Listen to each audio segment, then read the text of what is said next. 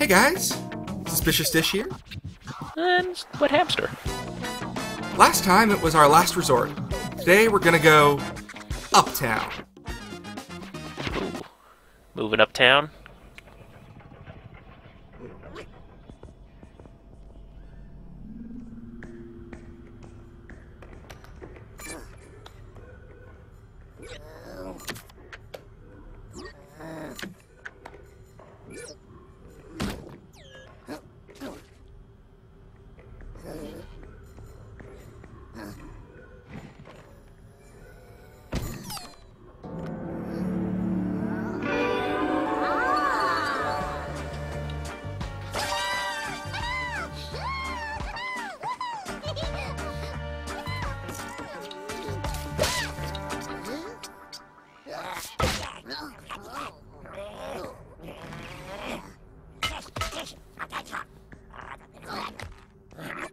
Aww.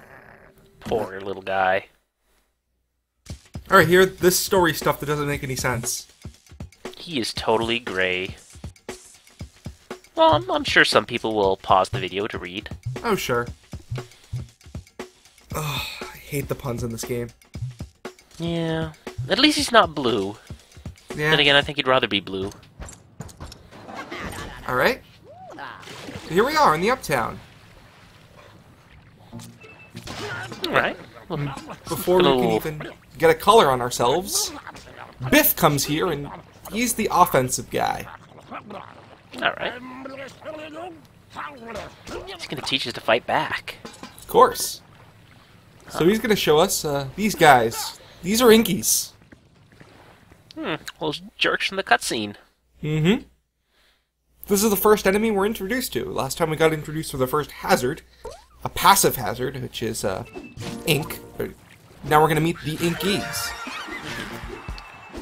Would you say that the hazard is passive-aggressive, perhaps? I'm sorry, that was a little too easy to do and I couldn't let it up. I apologize. I don't need to apologize for anything.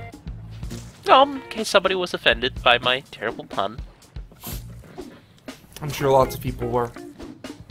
It was a bad pun. Alright, so I didn't... Oh, come on. Sometimes you can get stuck on edges and corners in this game. It's a little bit annoying.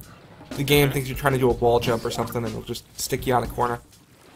You'll kind of cling on to the side of things. Hitting the B button to brake, which sort of... You see like I shoot down to the ground sometimes. Seems like it's a useless tactic. It's one of the more useful ones in the game. Yeah, it kind of makes sense. So maybe you can land quicker, for example. If you're trying to do tricky jumps, it helps with precision, so you're not sliding around all over the place. Makes sense. Artie was going to actually ask us to paint all those ships. I completely forgot about that challenge and just did it anyway. Have a little bit of fun with it. I mean, when you do a challenge that she already wanted you to do, she just says something very generic and bland. Like, you already did what I was going to do. Great job, person. Okay. Oh. Okay, you already did. Oh, well, never mind. Yeah. I'm just gonna go back to my hole. Since that's literally where they're hiding, in holes. Hiding in the sewer system, I don't know. No, it is a hole. Ah, that building looks a little boring and drab. Draconian, if you will. Mm-hmm. Of course, Uptown has the financial district in it. All these skyscrapers, which are... odd? Let's meet their architect. They don't have, like, very efficient windows. No. Looks like their stories are, like, 3, 4, 5 Inkies high. And there's just this tiny little window bringing light into the place. Oh, I guess maybe they're trying to cram in as many rooms as possible with as little wasted space as possible. I mean, yeah, also, it's probably not easy being green. Yeah. That was, like, 3 puns in 5. Right there. It definitely was. I apologize I'm for still nothing. confused about it.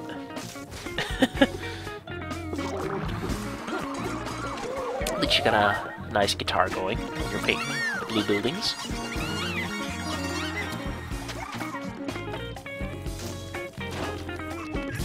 So our goals for this area is to get that gate on the bridge open. I also have a thing to mention. about how I'm going to be doing this level. This is the one level that I'm going to 100% just to show you guys how annoying it is. Alright, that should be good. Minor form of spite, I guess. Minor form of spite. Now, why is this exactly spite? It's not like you're torturing people? You'll see. I guess, maybe. Maybe not. Maybe people will find it entertaining, but I doubt it.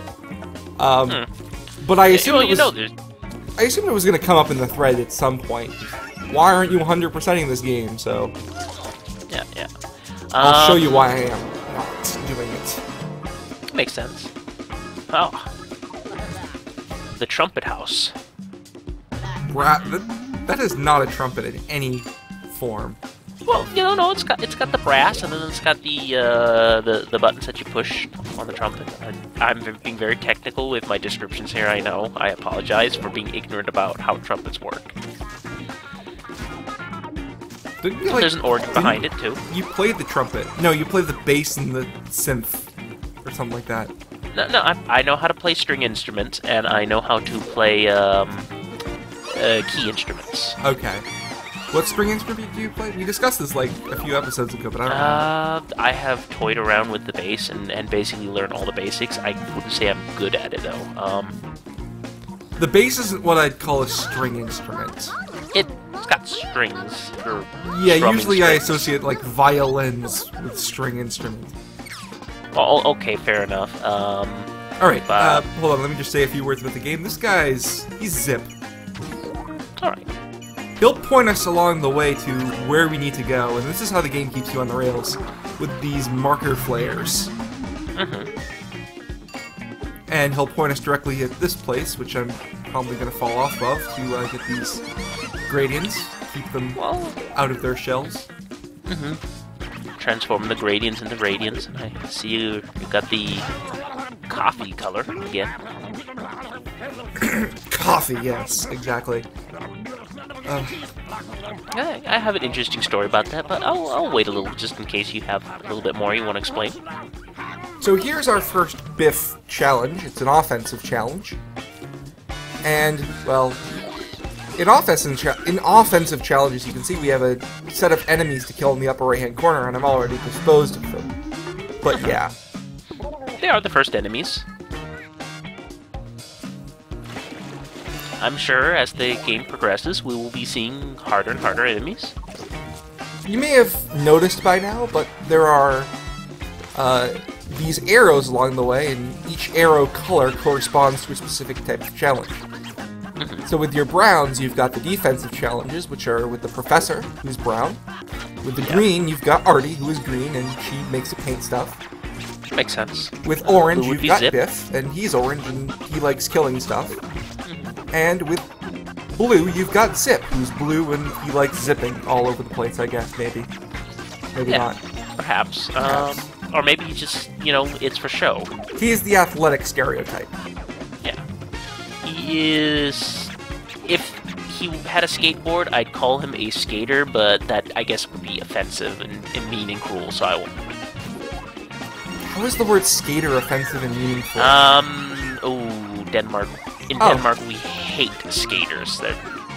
Sure. Politics. Loosely, well, we call them popdrenge, which is, Gesundheit. It's not, it's... I don't know. How would you translate that word? I'm not sure. But it's not calling them anything nice. It's not swearing, but it's not calling them anything nice.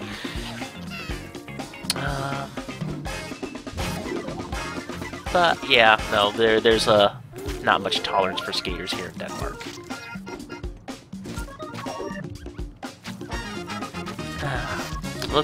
Listen to those brass instruments.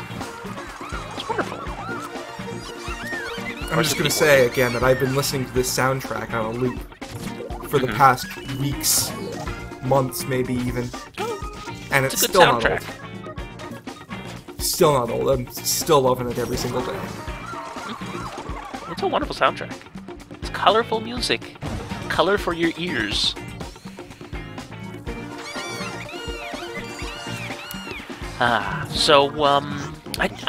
Speaking of Brown, I have that story. So, have you ever used an Amiga or a Commodore back in the days when they were a thing? No, I have not. Sorry. To wreck your hopes and dreams. So basically, it was a sort of computer where the computer was the keyboard itself, and you attached it to a monitor. Sorry, I'm just laughing at that description. It was a computer where the computer was a keyboard.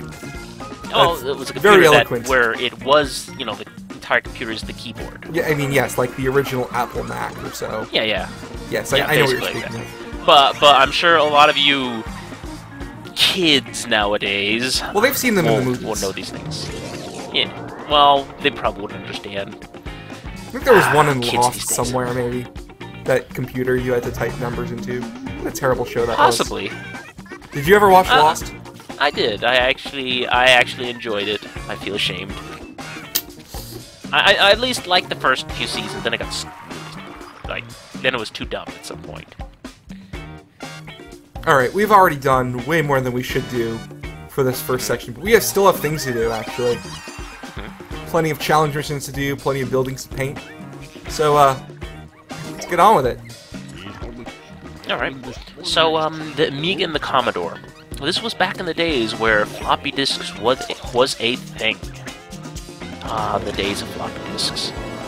Anyway, so there was a little known game called Cannon Fodder. I don't know if anybody have ever heard of it.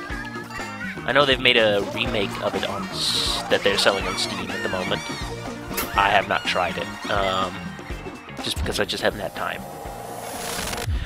Sorry to interrupt you. Is this any way relevant to this game, or is it just a random thing you're going to tell people? Well, it's just a random thing I'm going to tell people. Okay. Continue then, I guess. It is a story for the commentary. So, it took ages to save games on the Amiga. So, what the game would tell you is that while you were saving, sometimes some people would do a gimmick and some people wouldn't. This game, though, apparently was all, yeah, the game started talking to you. It was like asking you about your day, and maybe you should go get a drink while you're, while you're saving. So, and then it started going like, you should probably get some coffee. Coffee's good. You know what? I could go for a coffee. If you could just get me a cup of coffee, that's nice, and then pour it down the vents on the monitor. Really? Yeah, it would tell you this. And, somewhere out there, I imagine some poor sap accidentally did it. Accidentally? I guess it's not really accidentally, if he did it on purpose, because the game told him to. And he either electrocuted himself, or he felt really stupid afterwards, and wondered why the game would ever tell him this. I just thought it was an interesting story about, how some games would save. Well, I just went to the Wikipedia page and they had nothing about this, so I assume no moron ever did it. Well, unless he electrocuted himself. And, yeah, okay, sure, that works. I don't think they would guess that the video game told him to electrocute himself. Now you have to paint all those buildings red, but you've been painting them yellow. It's not that bad. It's just work. It's just one color. This is what I sort of mean when I say the game tries to keep you on the rails, and it's a bit disappointing that it makes you do things that you shouldn't. Or it makes you not want to do things, in a way. Alright. But we could live with it, it's not that bad. So I have a question. I may have an answer. How about that? I see you collecting, lots and lots of lives through, like whenever you stream to Blob and, all those sorts of fun things and, these recordings.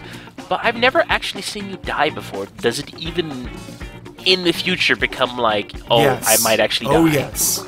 Every time you fail a challenge mission, you lose a life. And... Oh, really? It is a thing. It's going to happen. I thought dying would only involve if enemies killed you. Oh, okay. That happens too. I may be confusing it. Alright. Actually, I'm not sure if it happens or not, but we'll see, I guess. Yeah, we'll see. It's just... looking at the game, it doesn't, I know this is the first few levels. It just, well, doesn't seem like it's been showing you anything. This is the second level. The last level was the tutorial level, and it went on for 2 episodes, so... Yeah. It's gonna ramp up, I'm gonna tell you at least that. But, just from all that I've seen of this game so far, that is including the live streams you did when you were testing the game. The live stream is this level, I believe. Oh, you also live streamed the second game as well. It didn't seem like you were ever in any danger of dying, so I was just kind of curious about that. Well, I guess we'll see. Yeah, we'll see. And we've already unlocked the end of the level in the first of 3 episodes. 3 episodes, right. So, that's sort of a thing. It's this game, if you're not gonna at least try and complete it, you're gonna have a really easy time, so... Just have fun, chill out, don't take it too fast. Don't take it too slow either, because remember, we're on a time limit here. Oh, the time limit is pretty generous.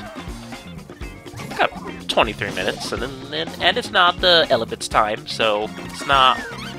That would be 46 minutes. Well, 48 now. So, if I want to actually say a few words of the game, well... I actually don't know why that gave me points there. That really shouldn't have. You might notice that, in the top right, there's a little indicator that shows what we have to do. You've seen these for the painting challenge before, but it has a little paintbrush showing the current challenge. And it has, basically, you need to paint a blue building and a blob building and yada yada yada. Yeah. These actually change for all the challenge missions. Well, different challenge missions, you would have to paint different things. Well, I mean, no, I mean... In a defense mission, it'll show you how... Sorry, in an offense mission, it'll show you how many enemies you have to kill, and... Okay, like that. In a zip challenge, will show you the number of marker flares left, I believe, or something like that. That makes sense. Though, with the zip challenge, don't you have to take them in the right order anyways? Yeah, it's silly. So... It's a little redundant, I guess.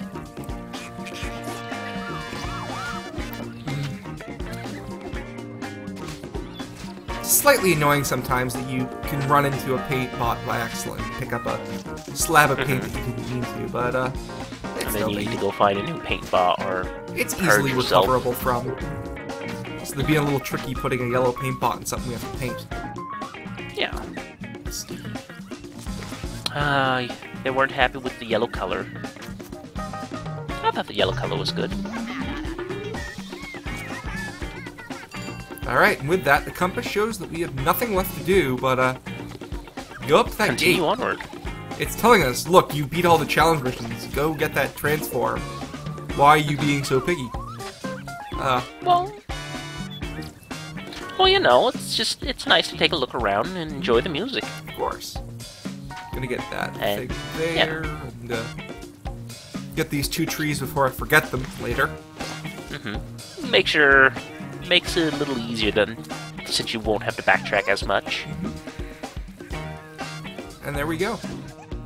Alright, so, I'm gonna go have a dance party over, well, not quite here. Not just yet. Not just yet. I want to check on a few things.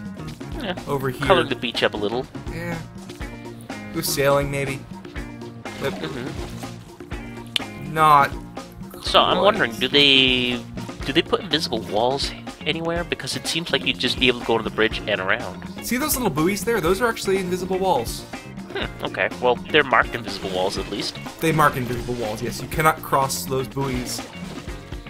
Well, I'm sure there's some sort of speedrunning trick if somebody were able to figure it out, just to cross buoy things canceling? Like that. Yeah, okay. I'll show that off later. Oh, you can actually do that? I don't know. I just made it up. Oh. It would be cool if there was a way to do that. Alright. I'm gonna have fun dancing. See you next time.